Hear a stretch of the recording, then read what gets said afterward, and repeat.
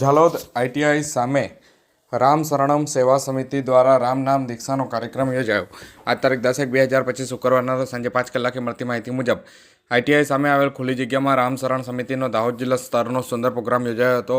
બ્રહ્મવિદ સમાજ સત્યાનંદજી મહારાજના આશીર્વાદથી અમૃતવાણી સત્સંગ અને રામ નામની દીક્ષાનો કાર્યક્રમનું આયોજન કરવામાં આવ્યું હતું, જેમાં જીવન કેવી રીતે જીવવું તે વિશે સુંદર જ્ઞાન આપવામાં આવ્યું હતું.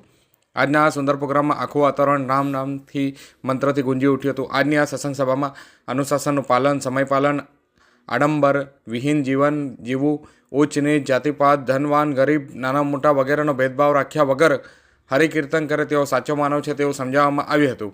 આજના આ સત્સંગમાં સૌથી મોટા ગુરુ રામ છે, જે તેને ભજે તે આજના યુગમાં સાચો માનવી છે. આ કળયુગમાં આત્મકલ્યાણનો શરણ માર્ગ રામ નામ સત્કીર્તન છે અને આ પૃથ્વી પર માનવ બની જન્મ લીધો છે તો શ્રી રામ કીર્તન કરી તેને જન્મ પામી જન્મ સફળ બનાવવું જોઈએ તેવું સુંદર જ્ઞાન આપવામાં આવ્યું હતું.